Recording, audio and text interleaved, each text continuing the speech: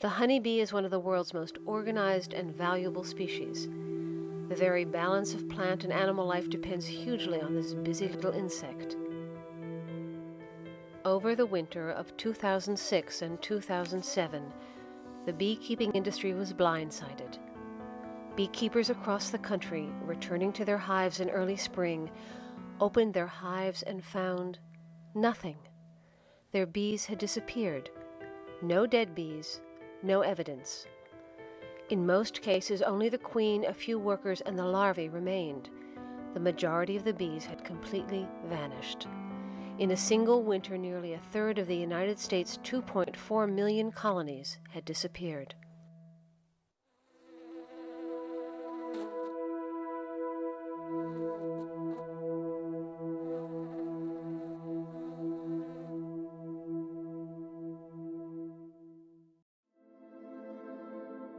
What Americans know as a honeybee is actually an import from Europe from over 400 years ago.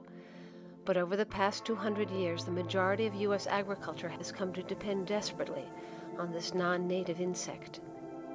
Without the pollination work of bees, the majority of fruit and vegetable crops would completely stop producing yields.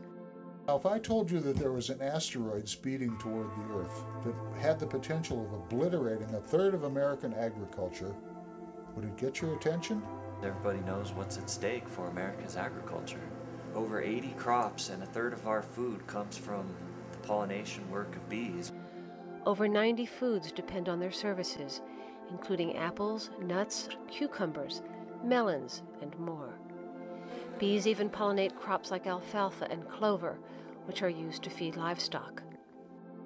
So what is causing this rapid die-off?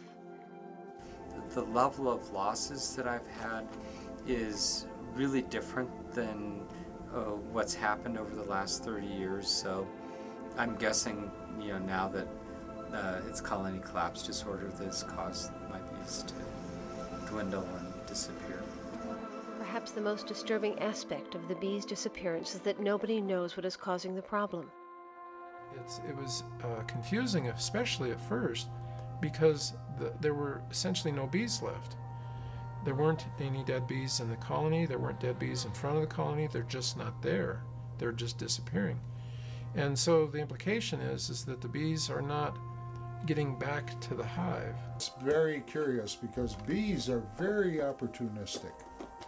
And what happens in the bee world, if the natural sources diminish, is the bees begin to test each other's defenses.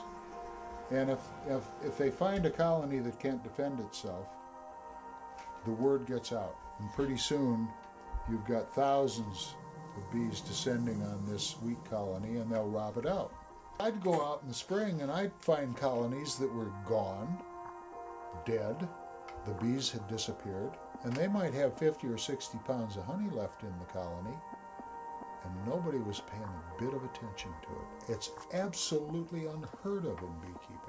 If you have a hive that seems to have been affected by colony collapse disorder, the most noticeable thing is the bees are just gone. In the fall, everything seems okay. They get their colonies ready for winter and leave the colonies in October or November, come back in March or April to start spring beekeeping, and there are just no bees. Now the honeybee faces a dire threat, and for the same reason, so do we. 20, 30 years ago, there was, I believe, 80,000 hives I read in Colorado, and now we're down to maybe 20, 24,000 hives tops. So at least a third lower. What has been termed colony collapse disorder, conditions similar to that, or maladies similar to that under different names, spring dwindle, fall dwindle, those go back in the literature back to 1896. So what we're recognizing as colony collapse disorder in 2006 and 2007 wasn't the first instance of something like this. It's just, I think, the most well documented. The one thing about colony collapse disorder that seems to really make it, for me as a beekeeper, makes it feel different from, say, disappearing disease, is the number of colonies you lose. With disappearing disease, every once in a while, you would go out and say out of 10 or 20 colonies, the bees might be gone from one. And we'd say, okay, disappearing disease. With colony collapse disorder, you might have 10 or 20 colonies and go out and they're all gone. This puzzling disappearance, eventually dubbed colony collapse disorder, is just the latest blow to affect the already struggling beekeeping industry. After years of dealing with constant problems like parasitic mites, fungi, pesticide misuse, drought, and viruses, beekeepers are finding themselves at a crossroads. A beekeeper can look at a hive one day and it can be very strong and very vigorous, and just a few days later be almost devoid of bees. The problem with colony collapse disorder, it's not a traditional disease in the sense of a disease that we think of. You come in contact with the smallpox virus, you're going to get smallpox unless you're vaccinated. That's a simple cause and effect relationship. Colony collapse disorder is much more complex than that. In Colorado, the major stresses I think for bees are the unpredictability of rainfall and variation in the availability of food. When we have very dry summers, which has been the case over the last few years, the bees really can suffer simply because there's no food out there for them to collect. Clearly it's associated with suburban development, but we have to remember that the honeybee isn't a native organism in North America. It's not, and certainly not native in Colorado. So the honeybee is actually a part of the picture of the changing biology on this continent due to human impacts. Some will say it's queen breeding problem where the queens are not strong enough when we're purchasing them, and others will say it's pesticide or genetically modified corn syrup that we feed the bees in the winter months. So everyone has their opinion, and I don't think anyone's wrong or right yet anyway. The Varroa destructor mite, also known as the vampire mite, is one of the many problems that bees have had to deal with in the last 20 years. If you can imagine a tick the size of a dinner plate attached to your back, slowly sucking the life out of you, then you have a good idea of what Varroa mites do to honeybees. Varroa mites are diagnosable. That is, you can look at your bees and see the mites, or use there's various techniques that you can actually find out if you have the mites. Varroa seems to be, in comparison, more of a manageable problem. Over time, beekeepers came up with temporary solutions to the mite problem. They treated their hives with miticides and used practical beekeeping methods like separating affected bees and heat-treating infested combs. They even genetically pre-selected their bees to be more immune to the mites. But mites aren't the only problem bees are dealing with. The use of pesticides and herbicides has always been a sore spot with beekeepers.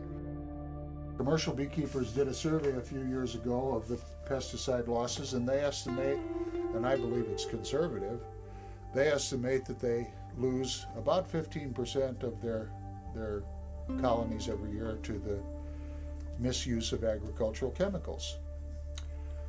That's somewhere between 300,000 and 400,000 colonies a year. Recently, a virus called Israeli acute paralysis virus came to the forefront as one of the possible causes of colony collapse disorder. Researchers thought that the virus spread by way of Australian bees imported to the U.S. in 2005. They know that the Israeli acute paralysis virus is associated with colony collapse disorder.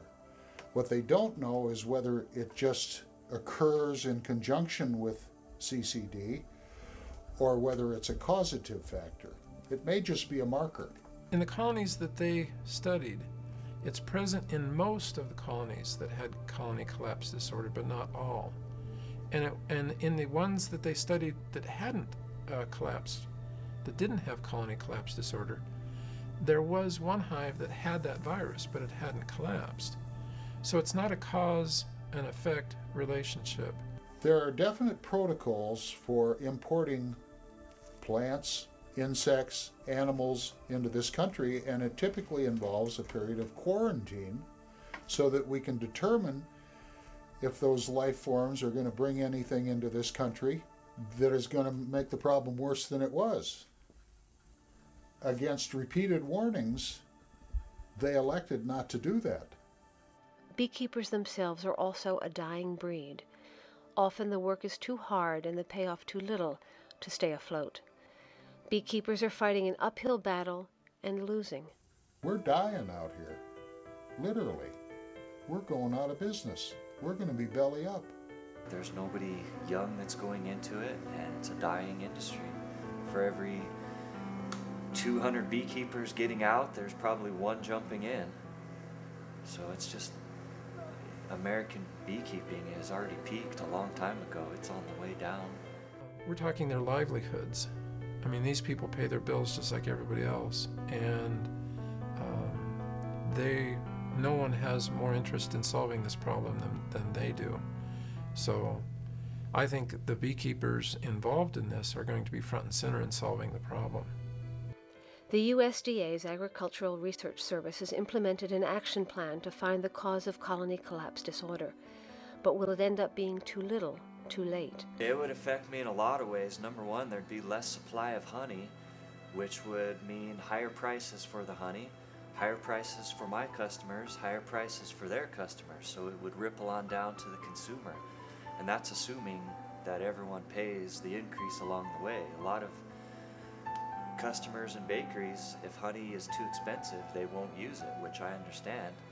And they also understand that if it's too cheap, not incentive to produce it, that, we can't produce it. If you grow a crop without the aid of honeybee pollination, I've heard that you're going to get 1/50th the crop yield that you will with adequate honeybees available. And so, if you want a good cantaloupe crop, if you want a good pumpkin crop, if you want peaches like in Palisade and apples and down in Delta, all of those are dependent on honeybees largely. So what now? While scientists scramble to alleviate this potentially dire situation, there are many things that can be done to help ease the burden on the beekeeping industry and bees in general.